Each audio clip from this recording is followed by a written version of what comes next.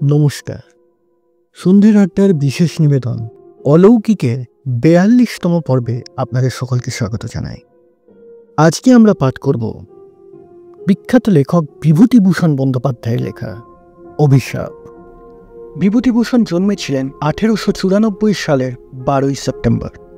বাঙালি পাঠক তাকে মূলত চেনে পথের পাঁচালী এবং অপুর সৃষ্টিকর্তা রূপে। এছাড়াও তিনি লিখেছেন অপরাজিত, অরণ্য এবং আদর্শ হিন্দু হোটেল সহ বহু উপন্যাস। কিশোরদের জন্য লেখা চাঁদের পাহাড় আজও আমাদের অতি প্রিয়। ১৯৫০ সালের ১ নভেম্বর মাত্র ৫৫ বছর বয়সে বিভূতিভূষণ আমাদের সবাইকে ছেড়ে চলে যান। গল্পে আওয়াজ দেওয়ার জন্য মৌমিতা এবং শিপ্রাকে অসংখ্য ধন্যবাদ। তাহলে শুরু হতে চলেছে আজকের গল্প। এই সেই প্রতাপ নারায়ণ চৌধুরীর বাড়ি। আমি সবিস্ময়ে সেই ভগ্নস্তূপের পানে দেখলাম। এই সেই প্রতাপ নারায়ণ চৌধুরীর বাড়ি। সহজে বিশ্বাস করে উঠতে পারলাম না। দিনের শেষে অস্পষ্ট আলোয় যাই যাই করেও আকাশের পশ্চিম প্রান্তে তখনও একটু আলো অপেক্ষা করছিল। পরিশ্রান্ত পাখির অবিশ্রাম কলকাকলিতে আকাশ বাতাস ভরে যাচ্ছিল।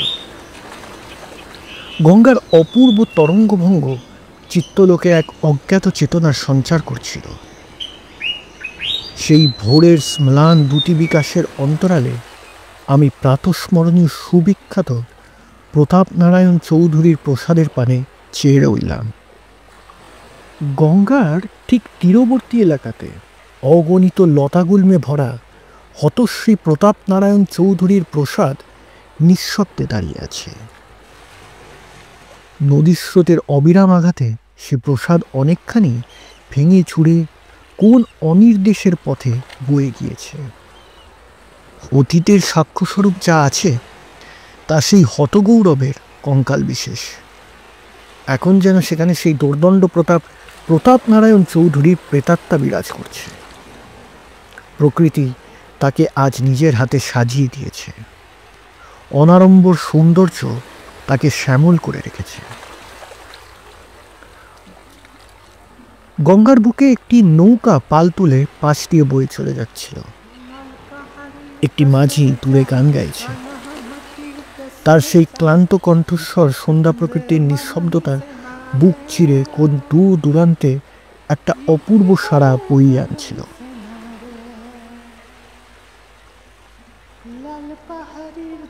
পলাশপুরের প্রতাপ নারায়ণ চৌধুরীর নাম শুনেনি এমন লোক খুব কমই আছে। একসময় তার প্রতাপ সারা পলাশপুরে তটস্থ হয়ে থাকত। কিংবদন্তি আছে সেকালে নাকি বাঘ গরুতে নির্বিবাদে একই ঘাটে জল খেত।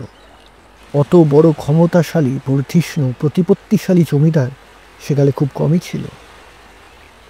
ইংরেজ রাজত্বের সূচনার দিন থেকে পলাশপুরের চৌধুরী বংশের উদ্ভব। ইংরেজ বাহাদুরকে সর্বপ্রকার সাহায্য করার পুরস্কার স্বরূপ ধূর্যটি নারায়ণ চৌধুরী এই পলাশপুরের জমিদার বাড়ি লাভ করেছিলেন। ধূর্যটি নারায়ণ চৌধুরী চৌধুরী বংশের আদি পুরুষ। তারই পৌত্র হল বিজয় নারায়ণ চৌধুরী। সিপাহী বিদ্রোহের সময় ব্যারাকপুরে বিদ্রোহ দমনে ইংরেজদের যথেষ্ট সহায়তা করেছিলেন তিনি। তারই প্রচেষ্টায় ক্যাপ্টেন লরেন্স সপরিবারে আত্মরক্ষা করতে সমর্থ হন।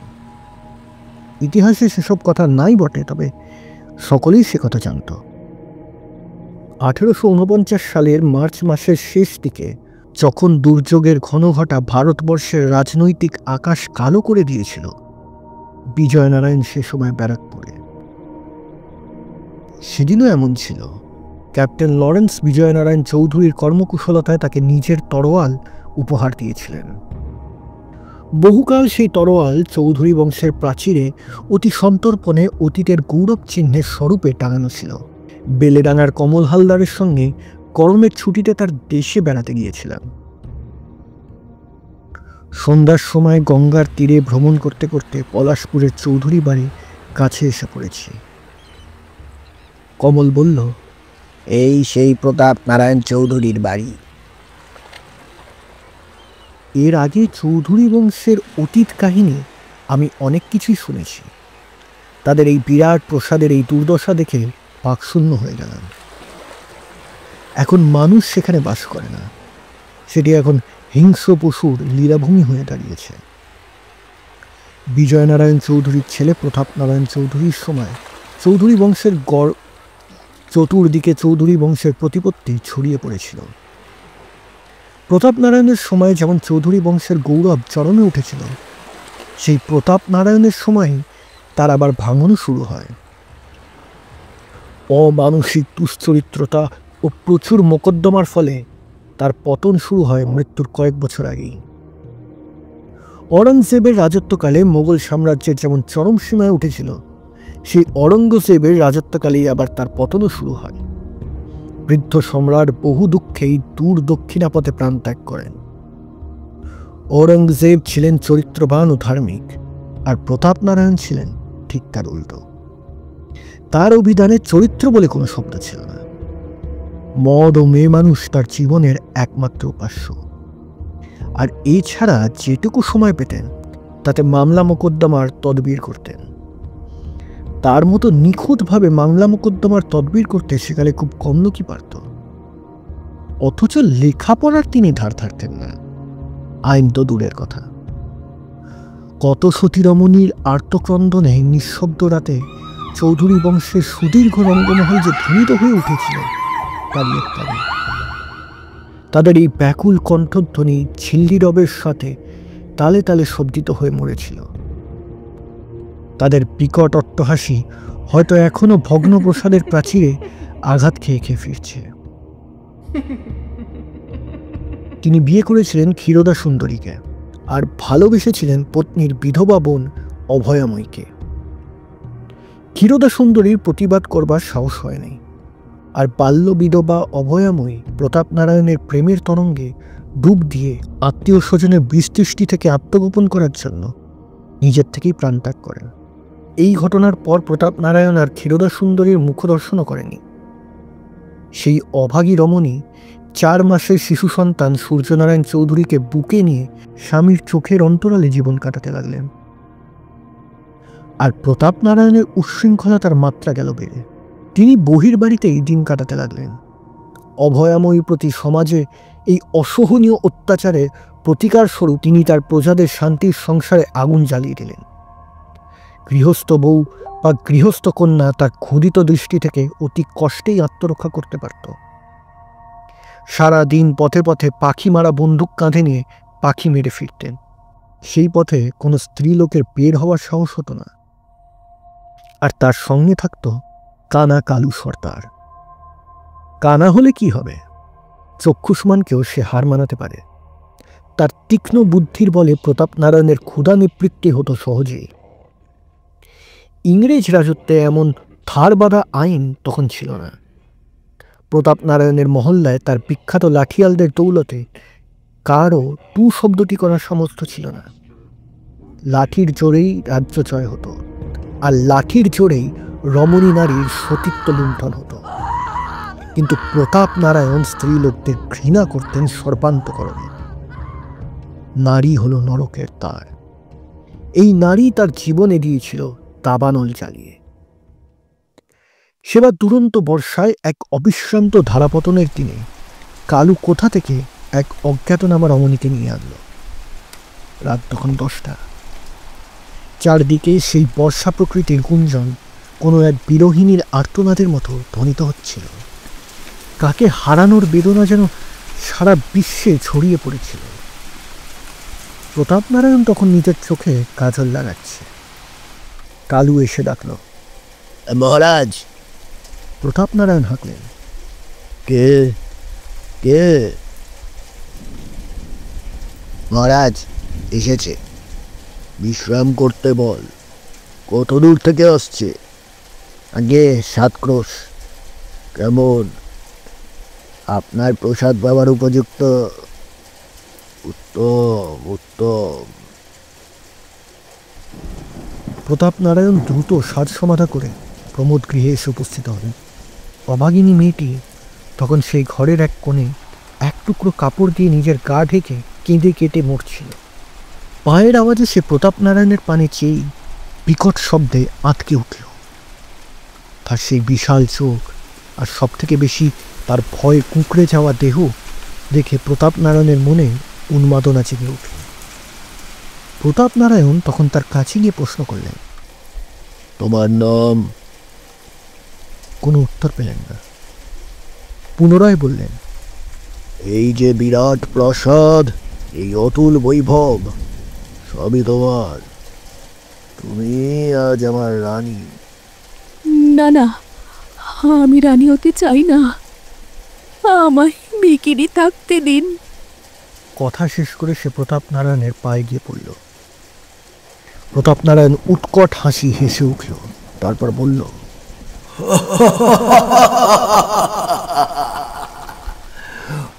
অসম্ভব। জীবনে এমন নিখুঁত রূপ প্রতাপনারায়ণ আর দ্বিতীয়টি দেখেননি। তার সেই কান্না প্রতাপনারায়ণের মনে যেন কামাগ্নি আরো বেশি বাড়িয়ে দিল। সেই রমণী আবার বলল, আপনার দুটি পায়ে পড়ি, আপনি আমাকে আমার স্বামী পুত্রের কাছে ফিরে যেতে দিন, আমায় ছেড়ে দিন, আপনার ভালো হবে। প্রতাপনারায়ণ হা হা করে হাসতে লাগলেন, বললেন,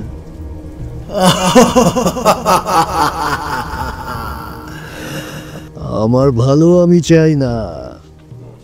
আপনি ধ্বংস হয়ে যাবেন, আপনার সর্বনাশ হবে, আমার অভিশাপে এ বাড়ি ঘর চলে পুড়ে যাবে। এবার প্রতাপনারায়ণ একটু থমকে গেল।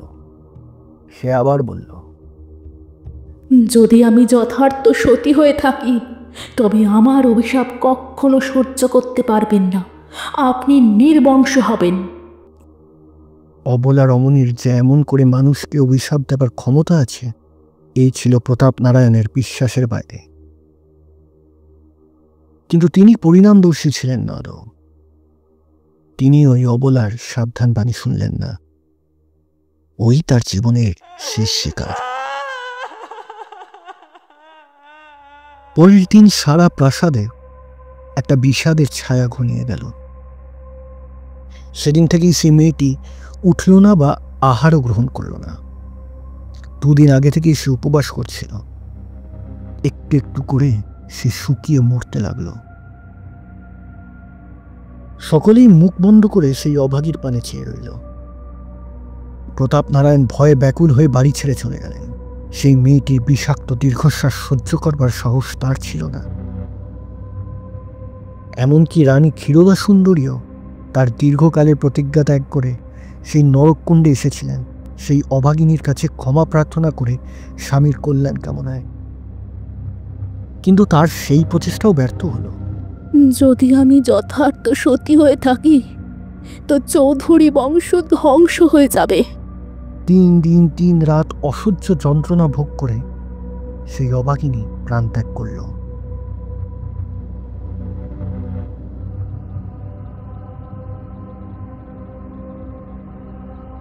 এই ঘটনার 7 দিন পর প্রতাপনারায়ণ ফিরে আসলেন, কিন্তু জীবিত নয়, মৃত।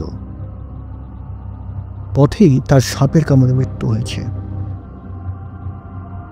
সূর্যনারায়ণও নিজের বাবাকেই অনুসরণ করতে চললেন।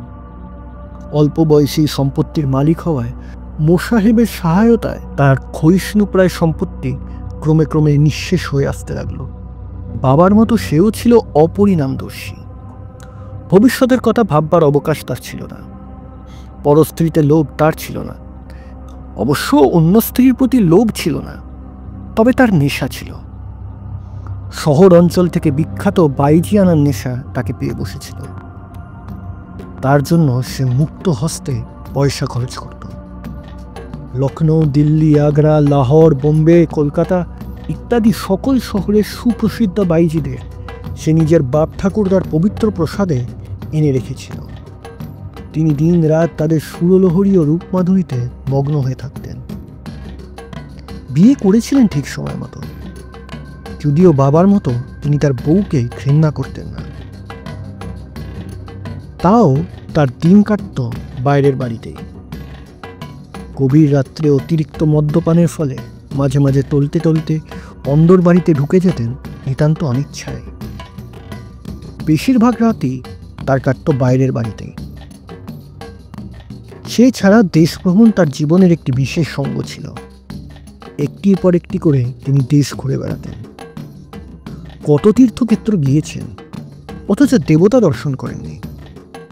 দেব মন্দিরের কাছ থেকেই ফিরে এসেছেন। বলতেন, জীবনে তো অনেক পাপ করেছি, মিছিমিছি আর পবিত্র দেব মন্দির কলুষিত করব কেন? হঠাৎ সূর্যনারায়ণ একদিন কাউকে কিছু না বলে করে কলেরা রোগে আক্রান্ত হয়ে দেহত্যাগ করলেন। মরার আগে তিনি তার নাবালক পুত্র শঙ্কর নারায়ণ চৌধুরীকে দেনার দায় গলা অবধি ডুবিয়ে রেখে যেতে একবারও লজ্জাবোধ করেননি। শঙ্কর নারায়ণ যখন বড় হলো, তখন তিনি তার সম্পত্তির মধ্যে তাদের প্রাচীন বসতবাটি ছাড়া কিছুই দেখতে পেলেন না। চারিদিকে আয়ের পথ রুদ্ধ হয়ে গিয়েছে।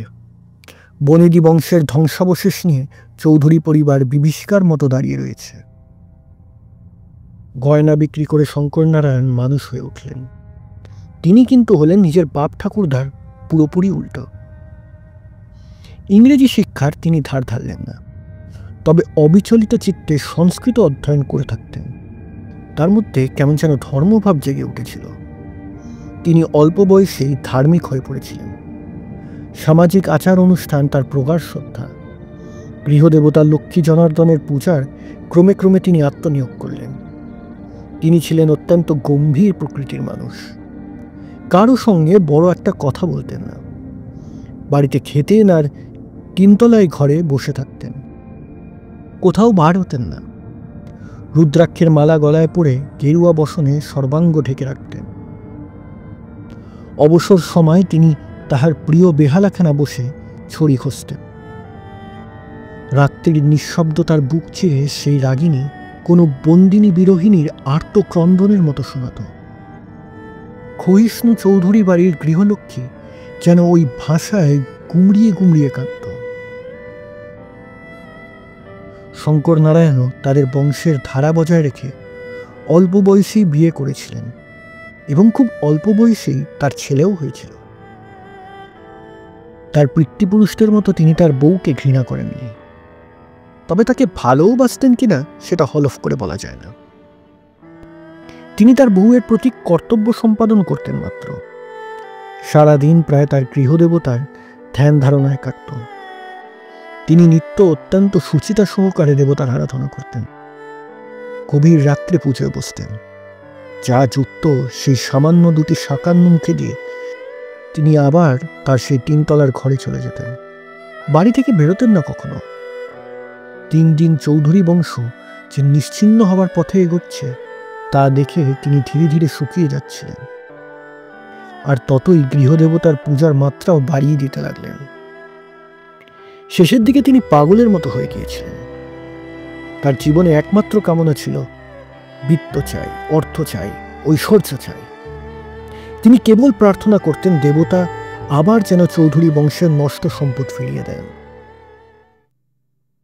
এরকমই সময় একবার চৈত্রের এক অমাবস্যার রাত্রে শঙ্কর নারায়ণ স্বপ্নে দেখলেন যেন তাদের গৃহলক্ষ্মী চৌধুরী বংশ ত্যাগ করে যাচ্ছে। তার অপূর্ব জ্যোতিতে বিশ্বভুবন আলোকিত। একটা সুস্নিগ্ধ সুবাসে দিগন্ত ভরে গেছে। শঙ্কর নারায়ণ তাড়াতাড়ি উঠে গিয়ে দেবীর পথরোধ করে দাঁড়ালেন। দেবী তার বিষণ্ণ মুখে যেন বললেন, বাস পথ ছাড়, আমায় যেতে দে। শঙ্কর নারায়ণ কাঁদতে লাগলেন। মা, ও মা, মা আমাদের এমনি করে ছেড়ে যাচ্ছ মা। প্রত্যেক দিন না খেয়ে তোমার পূজার আয়োজন করছি মা, তবুও তোমার খাওয়া খিদে মিটছে না মা। মা মা মা যেও না মা। না, আমি রক্ত চাই। কার রক্ত মা? তোর ছেলে। দেবী অন্তর্হিতা হলেন। অমনি শঙ্কর নারায়ণের ঘুম ভেঙে গেল। ঘামে তার সর্বাঙ্গ ভিজে গিয়েছে। সে উঠে কাঁদতে লাগল। রাক্ষসী, কি পরীক্ষা তোর! তখনও তার সেই গৃহদেবীর পদগন্ধ আশেপাশে ছড়িয়ে আছে। শঙ্কর নারায়ণ বিচলিত হলেন না। চৌধুরী বংশ তার ছেলের চেয়ে বেশি মূল্যবান। তিনি বললেন, তাই হবে মা, তাই হবে। তুমি এই অভাগাকে ত্যাগ করো না মা। তারপর তিনি ধীর পায়ে নিজের শোয়ার ঘরে এসে উপস্থিত হলেন। কল্যাণী তখনও ঘুমিয়েছিল, আর তার ছেলে তার মায়ের স্তনপান করছিল ঘুমন্ত অবস্থায়। শঙ্কর নারায়ণ খুবই ধীরে ধীরে সেই ছেলেকে মায়ের বুক থেকে ছিনিয়ে আনলেন। কল্যাণী সারাদিনের পরিশ্রমে ক্লান্ত হয়ে ঘুমোচ্ছিলেন। সে একবার পাশ ফিরে শুনো মাত্র।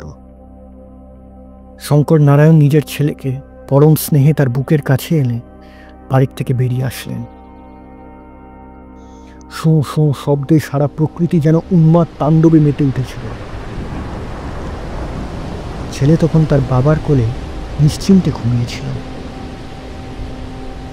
এরপর নিজের ছেলেকে গৃহদেবীর সামনে নিয়ে এসে নিজে হাতে বলি দিলেন শঙ্কর নারায়ণ।